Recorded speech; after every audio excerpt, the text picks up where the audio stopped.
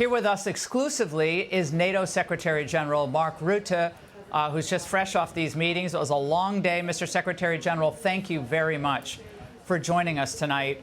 Thank you for having me on the program. It's good to see you. Absolutely. And President Trump, I know, spoke with Vladimir Putin in the Oval Office, and then he brought you all in and other European leaders in. What can you tell us, and what were you told about this call? Well, let me first say that this was a very successful day. And I agree with you that President Trump is a pragmatic peacemaker, as you, I think, said. What he did this year, breaking the deadlock, starting the conversation with Putin, but also putting pressure. We have had the NATO summit, the 5%, which was a big foreign policy success of President Trump. And then he decided to, again, have lethal weapons go into Ukraine, paid for by the Europeans. And he put secondary sanctions, tariffs on India. So he's putting pressure, but he is also looking for ways to solve this, to bring this war to an end. And today was very successful. We discussed the security guarantees. We will work on those over the coming days and then have another meeting virtually with this group of leaders and the president. And then we will work towards this trilateral. And he was able, in a conversation with President Putin, to have Putin to agree to first a meeting between Putin and Zelensky. So they will now discuss where that meeting will take place in the run-up to the trilateral. So all in all, a very successful day. Now, Mr. Secretary General, we've heard repeatedly that Vladimir Putin is very wary of any type of security agreement because that is essentially, to many, tantamount to NATO membership for Ukraine. And we know what Russia thinks of that, given, obviously, the border and the history there. What can you tell us specifically about what might be agreed to regarding that security issue, which is paramount?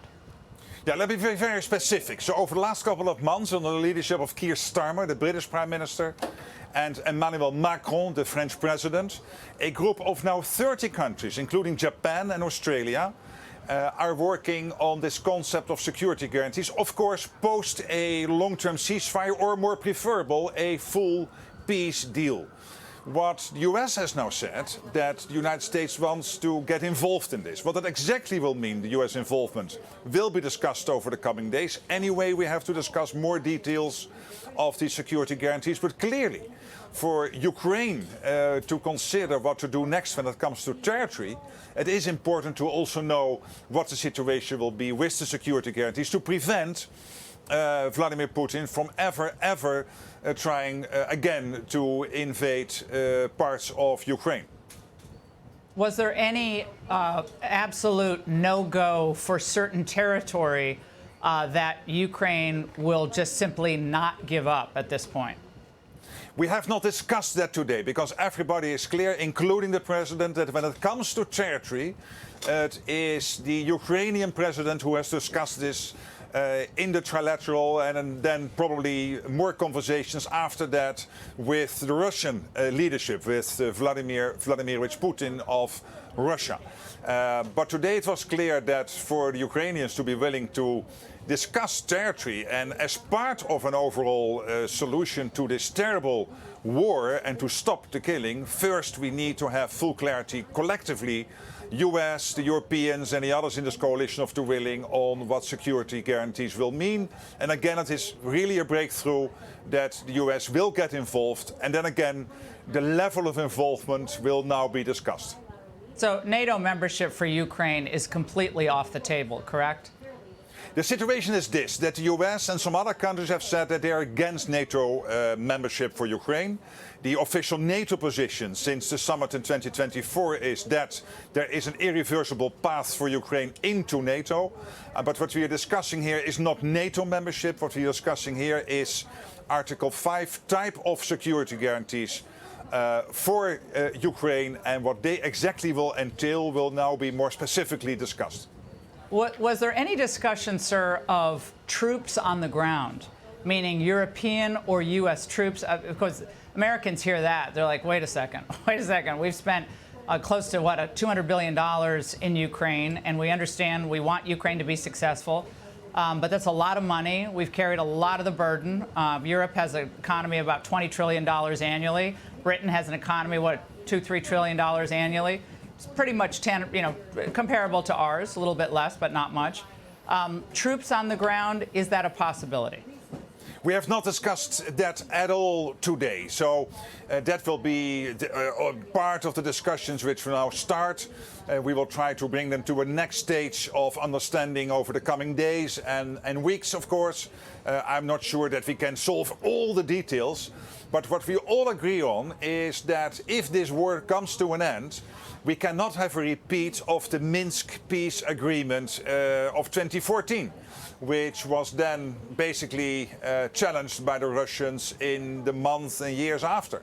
So it has to be definitive that Russia will never, ever, ever again try to catch a square mile of territory of Ukraine post a peace deal. And again, all the details now have to be hammered out. And when it comes to the money, you're right that the US has spent a lot of money on Ukraine. The good news is that President Trump has now negotiated through me with the European partners in NATO, that NATO partners in Europe are paying for the delivery of American weapons. So this is good news for the American middle class, but also good news for Ukraine because it means that the flow of lethal weapons from the US is, as we speak, continuing into Ukraine.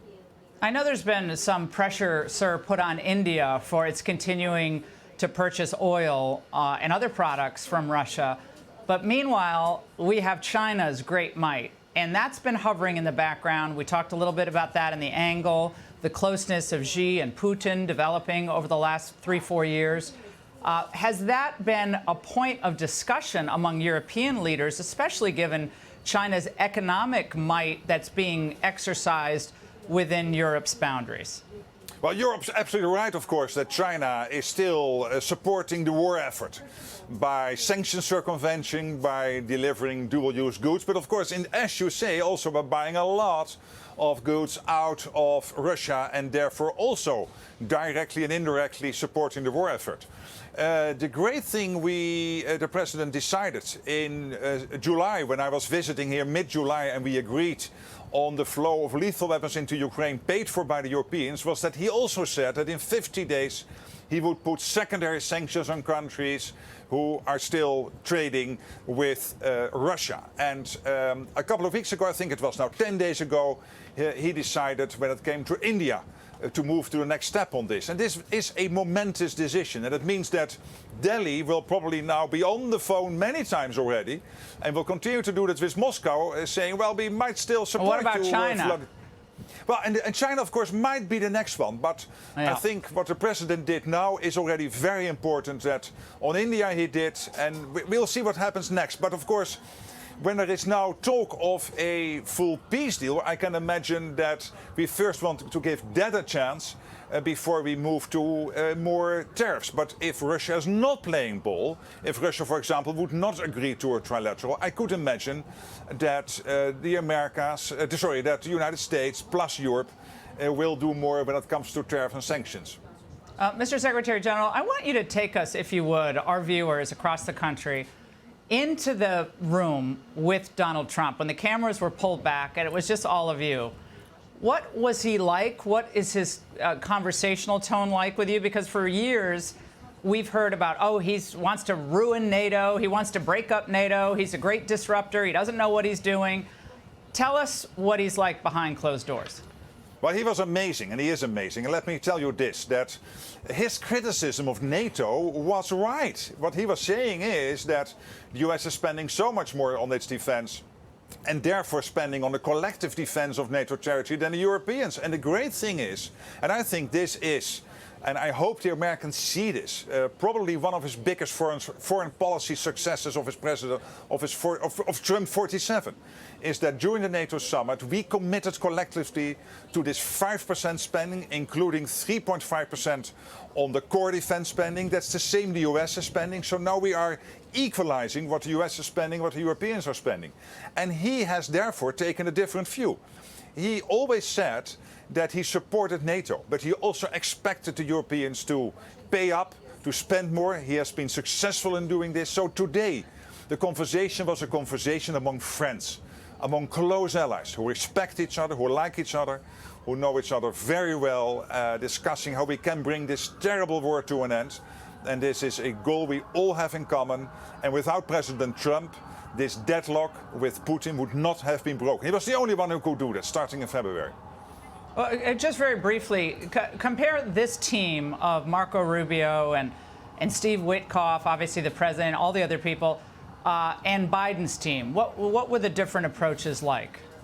I cannot answer that question because I'm not involved in American politics, and of course we have to work with whoever.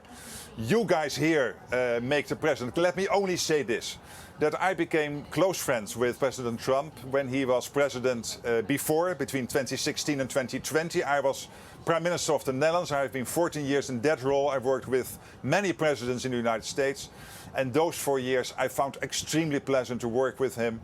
And I was, of course, very happy to see that he was coming back, not having a view on the outcome of the elections, because we are not involved here.